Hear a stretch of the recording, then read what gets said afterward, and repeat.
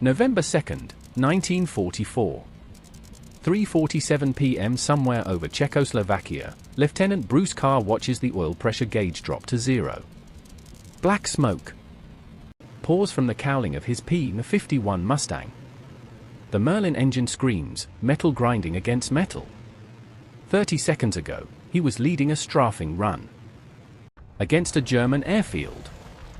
Now he's a dead man flying flak. An 88mm shell fragment punched through the engine compartment and severed the oil line. Without oil, the Rolls-Royce Merlin will seize in approximately 90 seconds. After that, the propeller becomes a 400-pound anchor and the P-51 becomes a glider with the aerodynamic properties of a brick. Carr has one option: bail out. He pulls back the canopy, rolls the dying Mustang inverted, and drops into the freezing Czechoslovakian sky.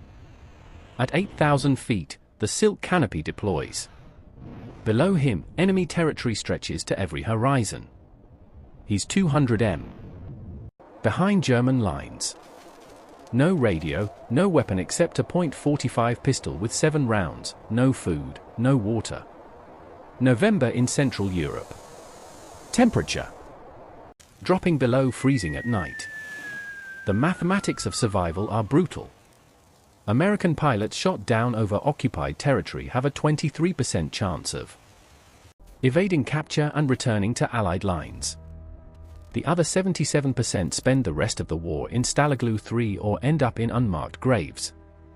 Bruce Carr is about to become the exception to every statistic ever written about down pilots, because in 4 days he won't just escape. He'll steal one of the most advanced fighter aircraft in the German arsenal and fly it home. Bruce Ward Carr was born January 28, 1924 in Union Springs, New York. There was nothing remarkable about his childhood except one thing. At 15 years old, in 1939, Bruce Carr learned to fly. The year matters. In September 1939, Germany invaded Poland. World War II began. A 15-year-old farm kid in upstate New York couldn't know that within 5 years he'd be dogfighting mess over Berlin. But some part of him must have sensed that flying was about to become the most important skill a young man could possess. Not in a military program, not in a formal school. A local crop duster named Earl let the kid take the controls of his biplane. One summer afternoon, Carr was hooked. By the time he turned 16, he had more stick time than most Army Air or cadets. September 3, 1942. Carr enlists in the United States Army Air Forces. He's 18 years old. At the Aviation Cadet Training Program, his instructor turns out to be the same man who taught him to fly 3 years earlier. Earl had joined up too. He takes one look at Carr's application, sees the 240 flight hours already logged, and recommends him for the accelerated program. By August 1943, Carr is a flight officer. By February 1944, he's in England, assigned to the 380th Fighter Squadron, 363rd Fighter Group, 9th Air Force. His first assignment, fly the P-51 Mustang. The P-51 is the finest propeller-driven fighter aircraft ever built. The numbers tell the story. Range 31,650 miles with drop tanks, enough to escort bombers from England to Berlin and back. Top speed 437 miles per hour at 25,000 feet. Service ceiling 41,900 feet. Armament 635 caliber M2 Browning machine guns with 1,880 rounds total. Enough firepower to shred a German bomber in a 2-con burst. Before the P-51D arrived in numbers, American daylight bombing raids suffered catastrophic losses. The 8th Air Force lost 60 bombers in a single mission over Schweinfurt in October 1943. Without fighter escort, the B-7S and B-24s were sitting ducks for Luftwaffe interceptors. The Mustang changed everything. For the first time, American fighters could accompany bombers all the way to the target and back. German pilots called them the long-nosed bastards.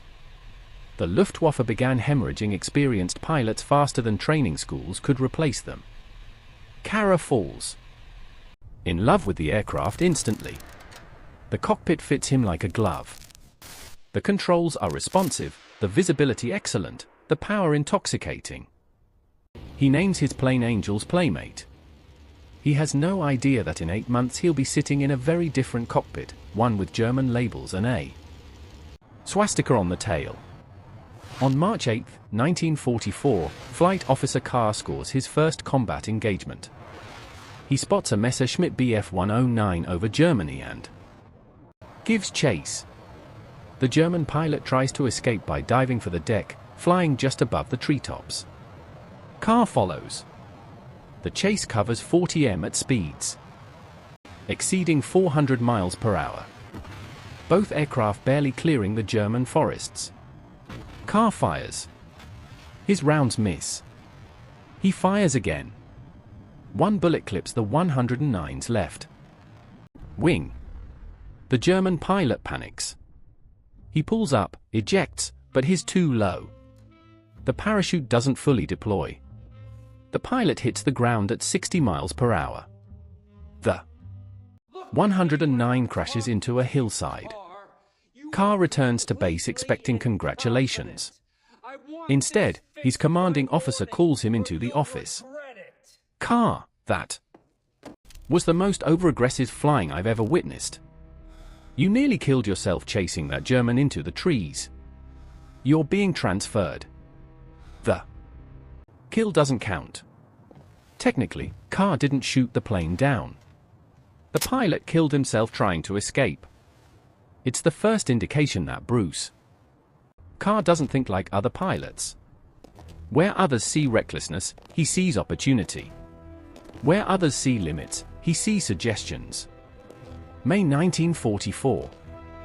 Carr transfers to the 353rd Fighter Squadron, 354th Fighter Group, the Pioneer Mustang Group, the 1st Army Air Forces unit in Europe to fly P-51s.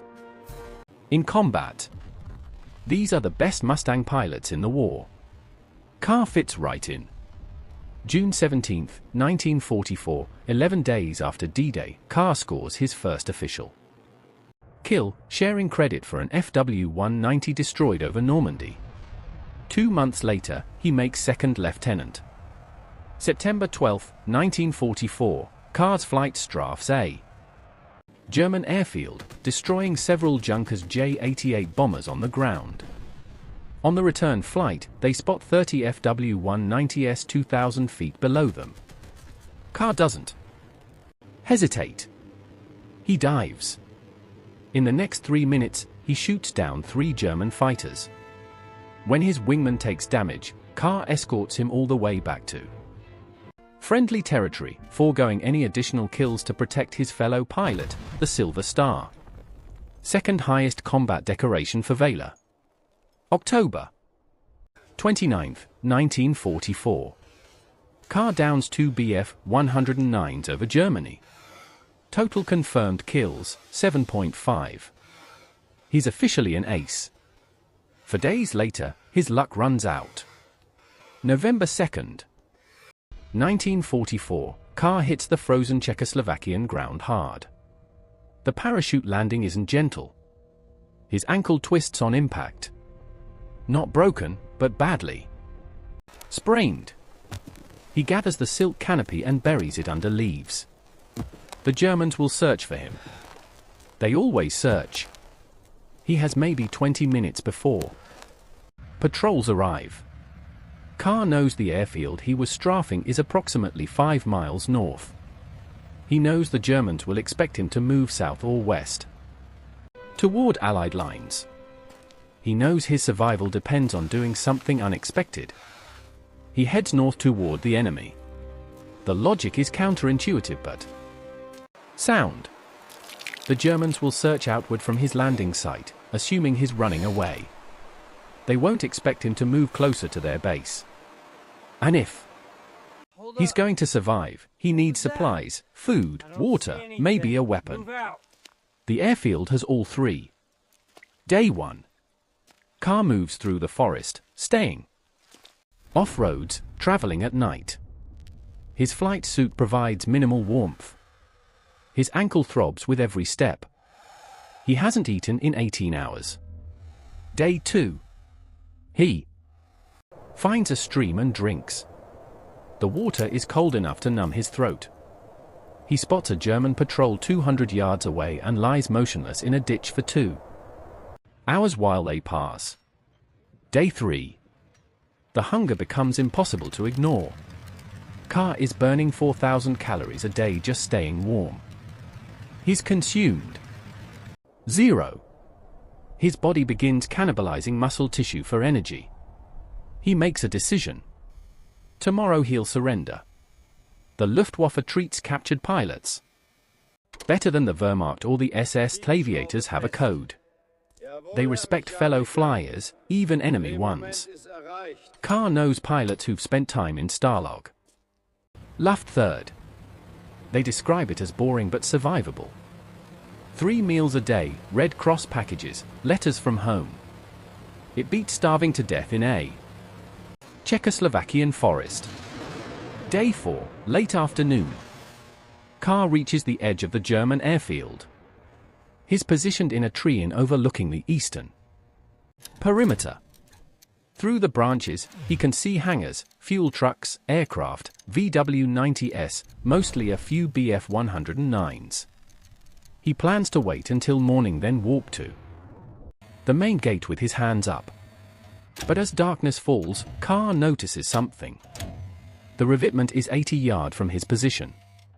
A Focke-Wulf FW-190 sits inside, partially concealed by camouflage netting. 2 German mechanics are working on the aircraft under portable lights. Care watches. The mechanics check the fuel level. Full tanks. They run up the engine. The distinctive sound of the BMW 801 radio roaring to life. They cycle the propeller, check the magnetos, run through what appears to be a complete pre-flight inspection. Then they shut it down, cover the cockpit, and walk back toward the main hangars. The FW-190 is ready to fly. Car's brain begins calculating. He's never flown a German aircraft. He doesn't speak German. He has no idea where the controls are, how the engine starts, or how the landing gear operates, but he knows how to fly.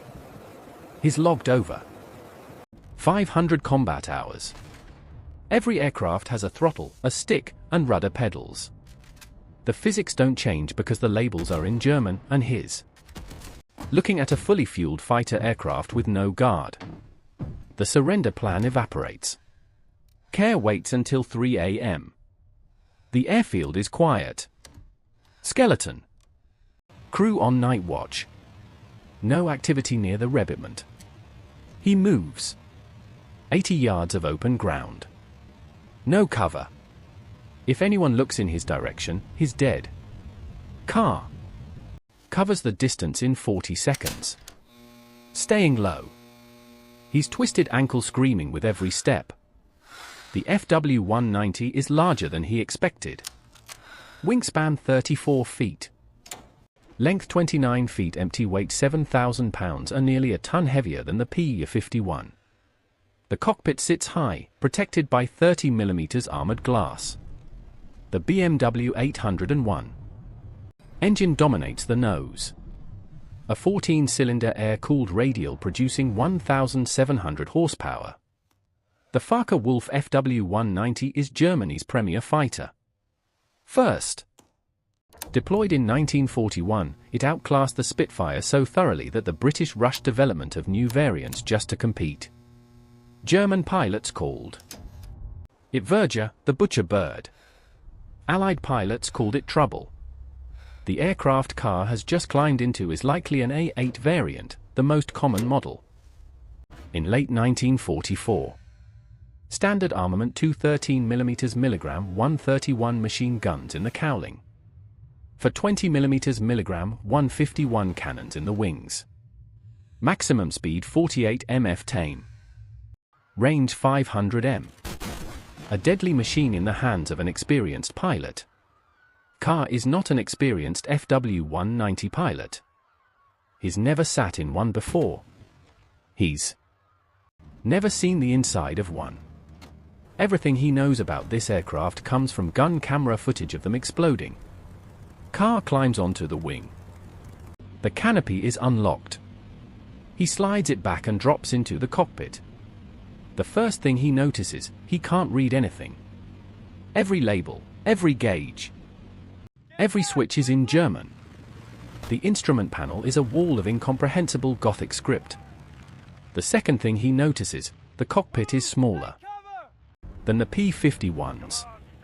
His knees press against the instrument panel. The control stick falls naturally to his right hand. The throttle is on the left. Same as American aircraft. Some things are universal. Carr has approximately 4 hours until sunrise. He uses every minute. He traces wiring.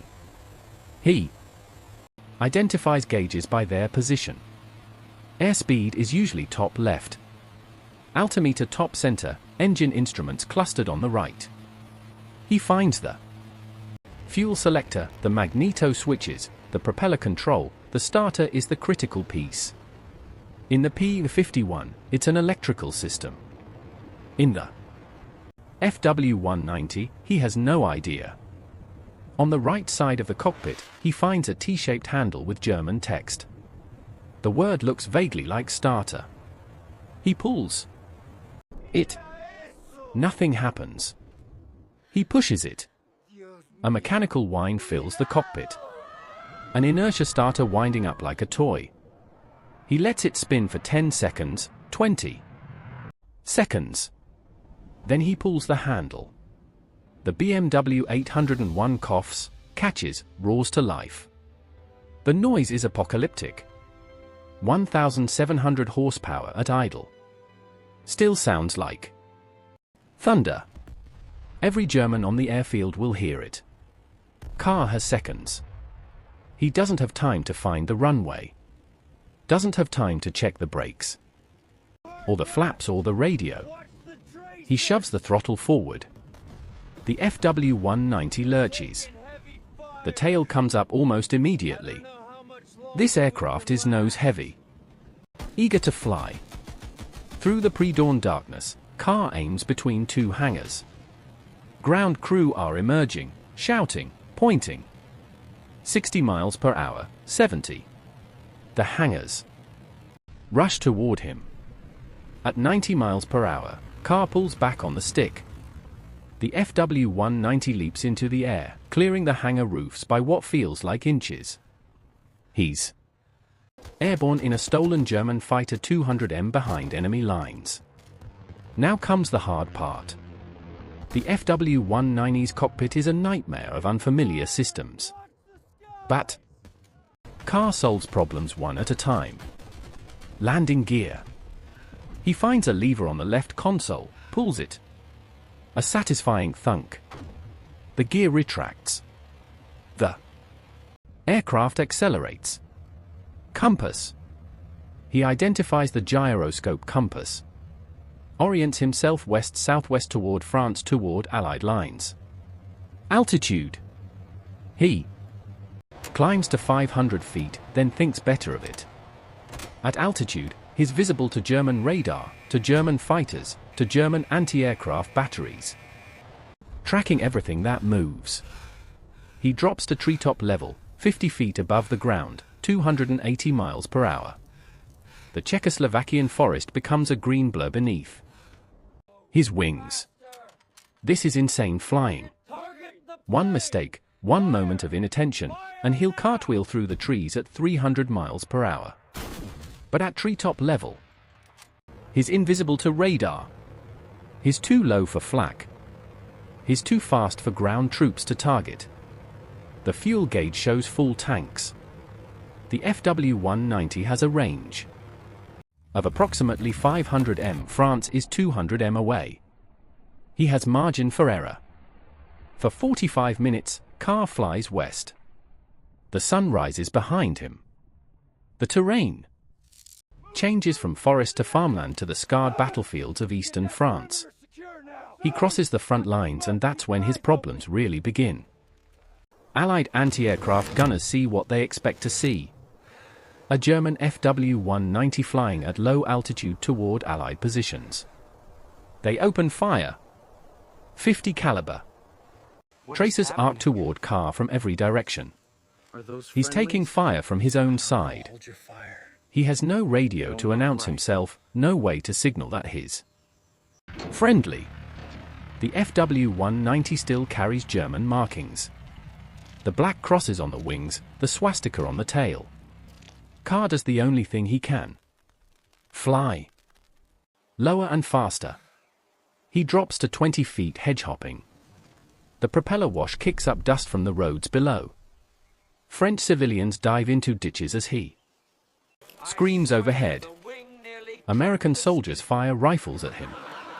Every gun in France is shooting at Bruce Carr. He later estimates that every .5 caliber machine gun in existence took shots at him during that 30-mile sprint to his home base. The FW-190 takes hits. He can hear the impacts, feel the shutters, but the German engineering holds. The aircraft keeps flying ahead. He recognizes the airfield. A 66 or Conti, France, home of the 354th Fighter Group. He lines up for approach. No time for pattern work. No time for radio calls. The anti-aircraft batteries are already tracking him. That's when he discovers the final problem. The landing gear won't come down. Carr pulls the lever. Nothing. He pumps it. Nothing.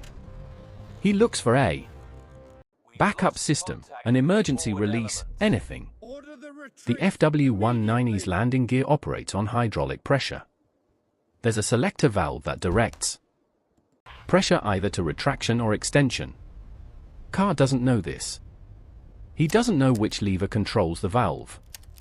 He doesn't know that he's been pulling the wrong handle for the last 5 minutes. Below him, the 354th's anti-aircraft crews are loading their 40mm B-4's guns. A German fighter is circling their field. They're preparing to blow him out of the sky.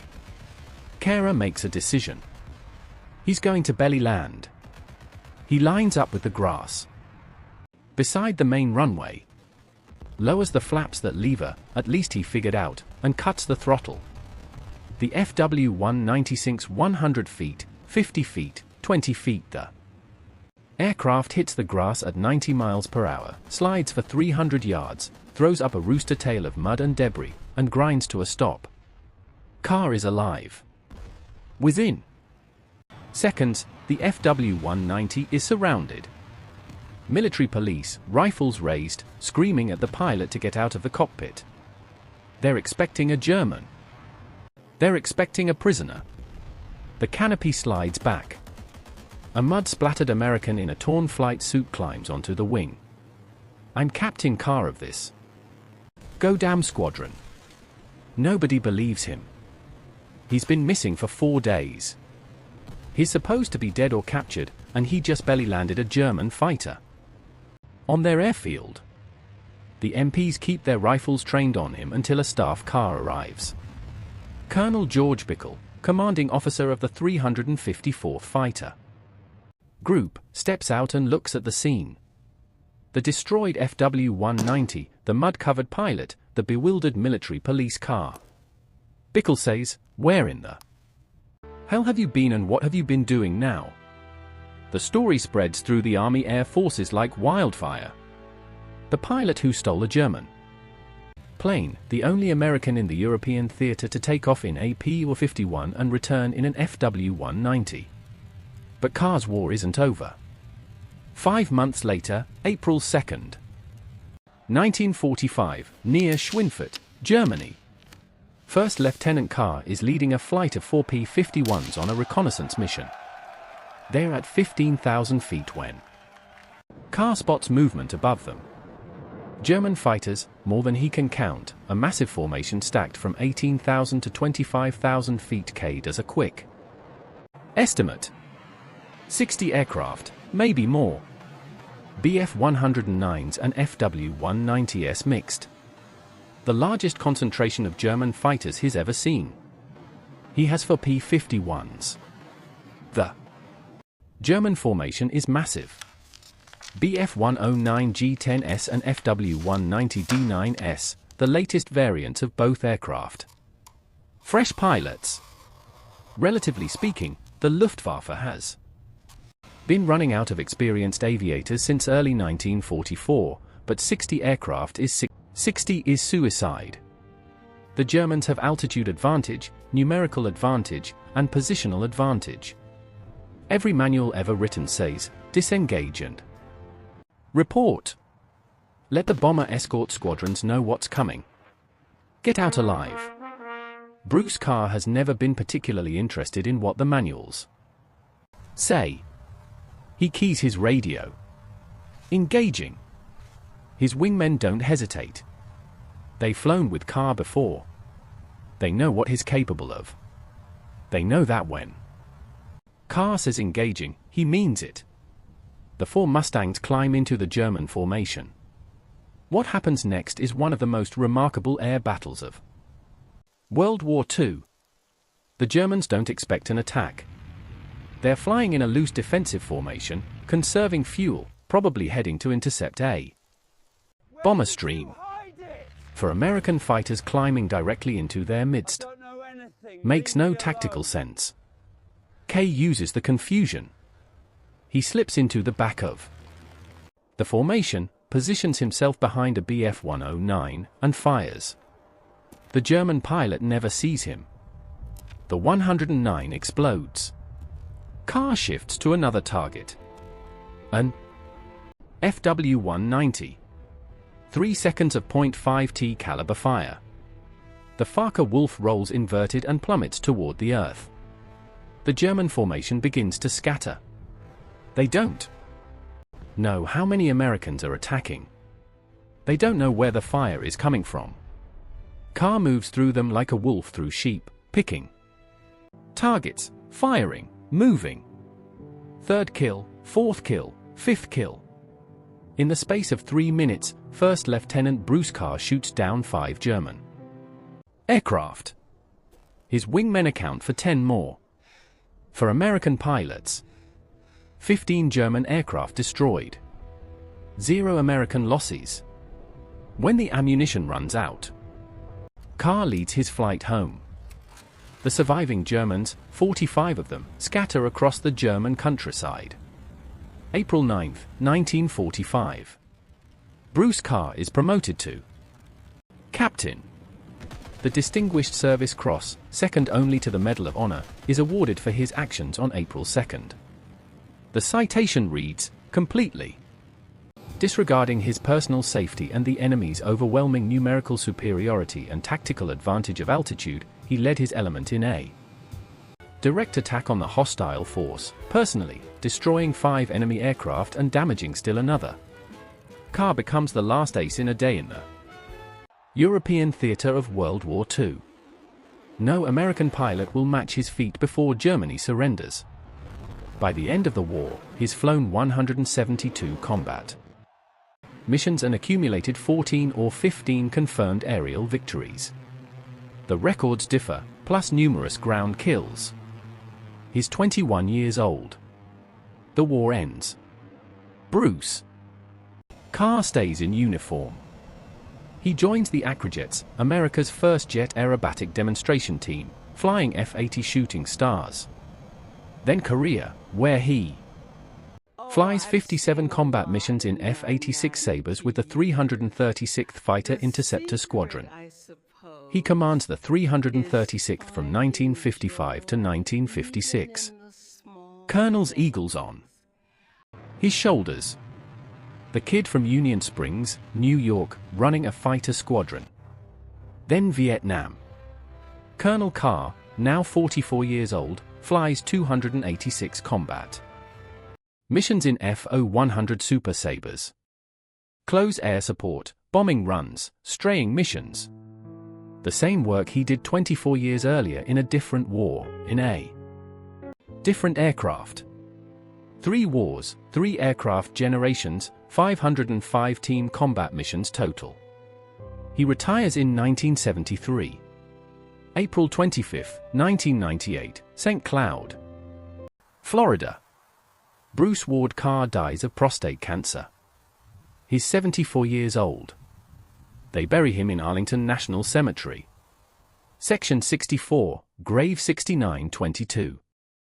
Among the heroes of every American war since the Revolution, within sight of the tomb of the unknown soldier across the river from the Lincoln Memorial. The headstone lists his rank, Colonel, United States Air Force. It lists his decorations: Distinguished Service Cross, Silver Star, Legion of Merit, Distinguished Flying Cross with Clusters, Air Medal with Clusters, Purple Heart. It lists his wars: World War II, Korea, Vietnam. It doesn't mention the Focke-Wulf. It doesn't mention the 4 days in the Czechoslovakian forest. It doesn't mention the belly landing with no gear. The MPs pointing rifles at his face.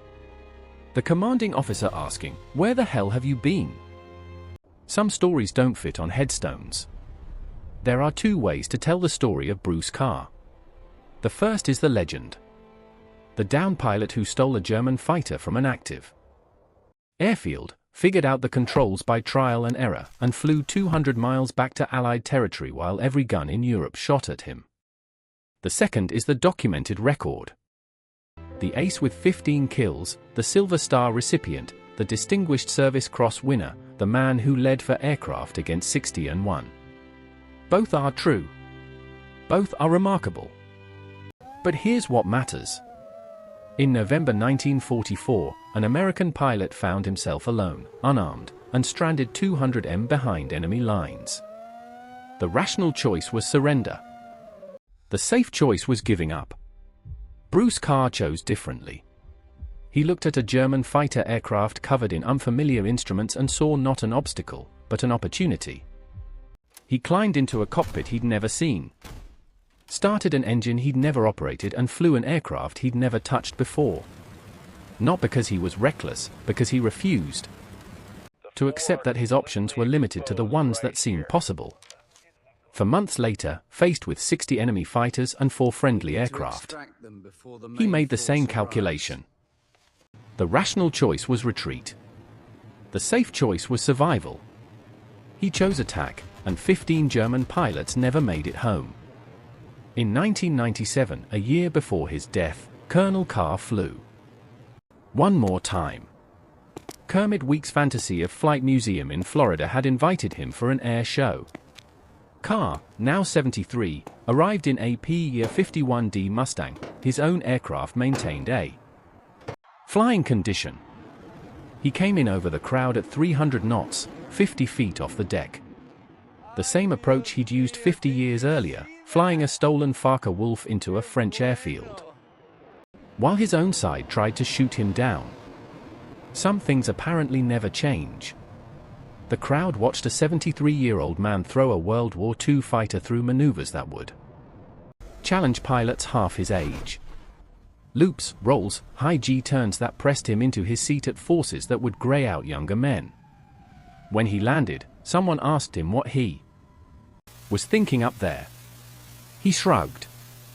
Same thing I was always thinking. What's the airplane capable of? What am I capable of? Let's find out. That's the Bruce Carr story. Not the stolen fighter. Not the 15 kills. Not the 3 wars and 51 combat missions. The story is simpler than that. The story is a pilot who looked at impossible odds and asked, "What else can I do?"